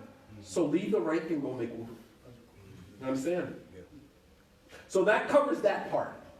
As it relates to you forgetting, this particular companion, when he finished his prayer, he felt so horrible about the fact that he was distracted in the salah. He went to the Prophet ﷺ and he said that, I was praying and my eyes became fixated on the bird flying in and out of the trees, and I forgot how many rak'ahs I prayed. I feel horrible. Take the whole garden as a sadaqah and give it to whomsoever you will. Perhaps Allah will forgive me for my distraction in my prayer. Now that might be a bit, extreme on our side, but you can take from that concept that if you feel like you are extremely extracted in your prayer, then you can make 2 rak'ah sunnah prayers, or you can go give some sadaqah, or you can go do something, another good deed to compensate for that feeling that you have of, feeling like your prayer wasn't completely done. This is what the sunnah prayers are for. Or you can get up at night. You can say, well, I was distracted in my prayer for Maghrib, so what I'm going to do is I'm going to set my alarm clock for 2:30, and I'm going to get up at 2:30 out of my warm bed. I'm going to torture myself, right? And I'm going to pray 1 rak'ah witr. I'm going to pray 3 rak'ah shafi and witr to compensate for, and perhaps Allah will see my sacrifice and reward me for it. Because that's a sacrifice. That's akin to slaughtering an animal. You're getting up out of your bed, forsaking your bed, forsaking your wife, getting up, going to make wudu, and, interrupting your sleep. That's a sacrifice.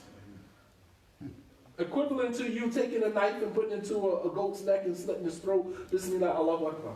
It's a sacrifice. And you're giving a sacrifice. You're sacrificing something you love for someone that you love even more. Allah subhanahu wa ta'ala. So you find a way. There are ways to compensate for that. Right?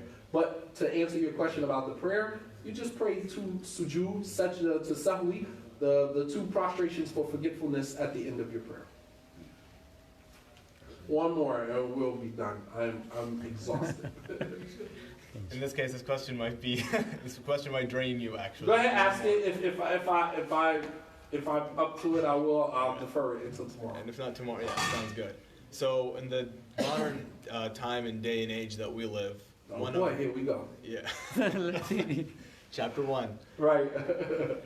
Where the direction that society is moving into, with the different waves of feminism, especially creeping into Muslim societies as well. If anything, it's a very growing trend and movement within Muslim societies, where all these extreme forms of feminisms that are rising, where women see that these traditional gender roles are as a result of this toxic masculinity and as a result of this toxic patriarchal system that needs to be overthrown, and all of those general narratives that are being spread, which some of them do have there is some basis to it, some legitimacy, because they're being probably raised in a culture where it's non-Islamic, it's cultural and traditional. Yes. In your opinion, how is the best way to address this? Would it be from a young age making sure that everyone knows their rights and everyone knows their responsibilities to prevent this from ever taking place? And if it's already taking place within your family, how would you address this? Because this will be an issue for many years to come. Let's take your question. Let me weigh the 2, and then I'll choose the easiest of the 2. As the Prophet ﷺ was never confronted with 2 situations, except he chose the easiest of the 2. So I'm gonna practice that sunnah right now. Let me see what your question is. It said knowledge is 3 things: of God, from God, and with God. Can you explain that to us? I've never heard that before. It's the first time you've enlightened me. Say that again. Knowledge is 3 things: of God, from of God, Lord, of God, of God, of God, of God, from God, and with God. And with God. I've never heard that. Which question is easy? I mean, I could give you my own spin on that, but I read it in the bounty of Allah. The body of Allah? The bounty. Bounty. Bounty of Allah. Okay. Yeah. So I read that. I give you an easy Knowledge, question. knowledge is 3 types. It's 3. Of God. Yes. Of God. From God. From God. And with God. And with God. I would guess knowledge of God is pretty self-explanatory. Knowledge of Allah. About Him, His greatness, His qualities, His characteristics, His actions. As we do have some origin of that in our aqidah, our belief. Allah subhanahu wa ta'ala, we learn about Him, we learn about His names, His attributes, His His essence, His sifat, His qualities, and His names, and His actions. So that's knowledge of God. And then there's the knowledge, what's the second one? From God. I mean, I'm guessing that this is the knowledge that Revealed. all knowledge that is out in the world, in the atmosphere, obviously comes from Allah subhanahu wa ta'ala. Would you say of God would be With God. of God is what He gave to His prophets, and nobody else would have that he gave of himself to his prophets. But that wouldn't necessarily be accurate, because the knowledge that he gives to his prophets give to the people. Would that be, You understand what I'm saying? Like that, there's no specific knowledge that prophets have that nobody else has. The Prophet ﷺ shared everything with this ummah. Obviously, there were things that he was exposed to, experiences that he had that we will never have, like he took a trip through the hellfire. so That's an experience that he had that we will never have. But the information of that trip, he shared with us. yes. So I don't see how that. So would that be of God? I don't know. Oh, okay. Here again, I'm trying. You're pulling me out my comfort zone, because I usually only speak on matters that I know. If I don't know something, I'll tell you flat out. I just don't know it. All right. I don't derive my validation on trying to sound intelligent. I know my limitations. You know. So. That's it? You gonna take a crack at it? No, I want you to answer another question. You can go with Phil, then. I want you to ask you something else. Okay. It might be So let's close it out right now, and let me close it out. We can do it off of the. You said you had somebody that had the question. Was that one of the sisters? Well, this was a men's lecture, so their lecture's tomorrow. The sisters here, you're coming in. They coming in? No, but you're coming in. Oh, okay. So tomorrow, let me remind everyone, tomorrow, inshallah, I will be doing a lecture for the sisters. I believe that's 11. Yeah. Is that 11? Yeah. 11 a.m. tomorrow, inshallah. Eastern Standard Time for you guys on the line. That is, we're an hour ahead of you, so it'll be 10 o'clock your time. And the title of that lecture, it will be specifically for the women. I did a lecture last year called The 10 Marriage Commandments, and I was concentrating on 10 do's and don'ts for men as they engage their women in marriage. And so tomorrow I'm going to do the 10 Marriage Commandments for women. 10 things that women need to either do or not do in order to have a more successful and healthy marriage life with their spouses. And BIU tomorrow. And BIU tomorrow night, inshallah ta'ala. So, And that'll be what? What time BIU? What time is it? 7? 6. 6. Okay, 6 tomorrow night. Everything is free. And everything is free, inshallah. Go off camera now.